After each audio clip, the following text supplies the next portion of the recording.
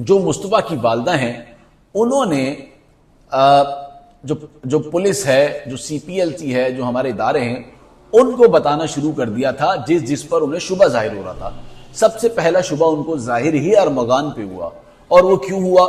وہ اس لیے ہوا کہ ارمغان جو مصطفیٰ ہے وہ اپنے دوست کو بتا چکا تھا کہ میں ارمغان کے گھر جا رہا ہوں، لیکن یہ بات اب تک والدہ تک نہیں پہنچی تھی۔ لیکن جیسے ہی اس دوست سے پوچھا تو اس نے پہلے انکار کیا، بعد میں بتایا کہ مجھے میسج آئے تھے، میں نے دیکھے نہیں تھے۔ پھر اس نے بعد میں وہ میسج والدہ کو بھیج دی جس میں مصطفیٰ یہ اپنے دوست کو بتا رہا ہے کہ میں جو ہے وہ ارمغان کے گھر جا رہا ہوں، آپ بھی فریش ہو کر آ جائیں، آپ بھی آ جائیں تو وہیں پر ملاقات ہوگی۔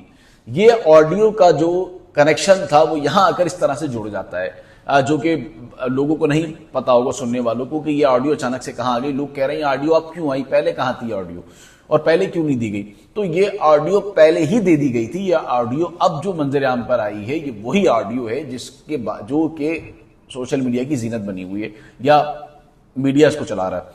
اب ہوا کیا؟ اب یہ آڈیو کا پتہ چل گیا، والدہ نے جو ہے وہ بتانا شروع کر دیا اور زور دینا شروع کر دیا کہ ارمغان کو انویسٹیگیٹ کیا جائے، اس کو پکڑا جائے۔ لیکن جو لوکل پولیس ہے وہ ہاتھ نہیں ڈال رہی تھی۔ اب ارمغان کون ہے، کیا شخصیت ہے، کسی کو اس بارے میں نہیں پتا، اور نہ ہی یہ پتا ہے کہ یہ کیا کاروبار کرتا ہے۔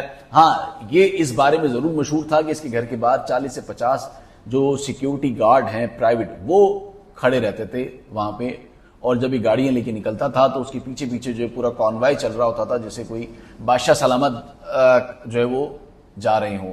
تو یہ بھی بات کمپلیٹ ہو گئی۔ اب ہوا کیا؟ اب اس والدہ نے جو ہے وہ کہنا شروع کر دیا اور زور دینا شروع کر دیا کہ ارمغان کو انویسٹیگیٹ کیا جائے۔ اس دوران کال بھی آ گیا ایکسٹورشن کی، تو کیس ٹرانسفر ہو گیا تقریباً کوئی 30 کو کیس اے وی سی سے ٹرانسفر ہو گیا۔